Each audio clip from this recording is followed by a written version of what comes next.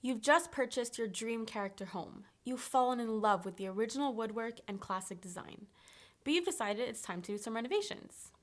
Your contractor opens up a wall as part of the demolition, and lo and behold, you find some mold or a carpenter ant nest. Is it a hidden defect? For it to be considered a hidden defect, it has to meet certain criteria. Number 1, it needs to be significant in terms of the cost to repair it compared to the value of the property. You can't pursue a previous owner for a $200 repair. You need to be able to argue successfully that had you known about the defect, you would not have paid as much for the property. Number 2, it must be a defect that a buyer could not have reasonably known about at the time of the transaction, meaning it was not easily identifiable through a visual inspection. Number 3, if both parties can agree to settle the matter outside of court, either on their own terms or through mediation, any obligations by either party must be documented in writing, as this agreement would then become a legally binding contract.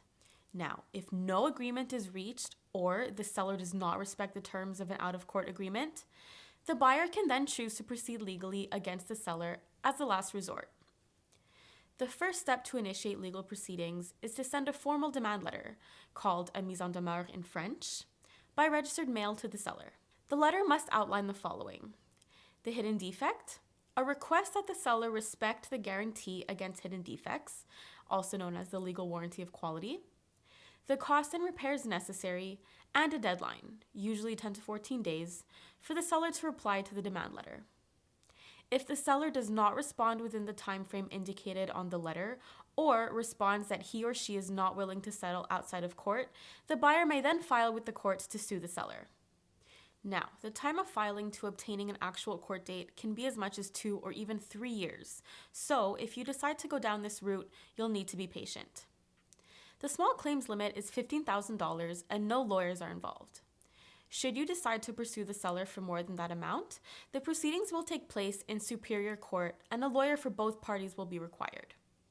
We strongly encourage our clients to come to an amicable agreement whenever possible, as going to court is a lengthy and often expensive process. We have seen many cases head to court a good 2 years after an issue was discovered by a new owner, only to be resolved in the waiting room right before a hearing, so never give up hope that an agreement can be reached. Some of the defects we commonly see that fall under this category include damaged sewer pipes causing a nasty backup, mold hidden behind walls, carpenter ant damage commonly found around humid wood structures, and of course, foundation issues such as hidden cracks and pyrite. Pro tip: when buying an older property, it often makes sense to have further testing over and above your regular building inspection. Most of these hidden issues can all be identified by independent experts prior to purchasing the home.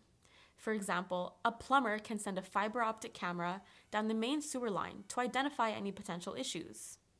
Your building inspector is the best person to ascertain if further testing is needed, and it's always a good idea to try and uncover these defects before you sign off on the sale. If you suspect that you've discovered a hidden defect, the best course of action is to get professional legal advice. For more tips and advice on all things real estate related, as well as access to our property walkthrough videos, be sure to subscribe to our YouTube channel.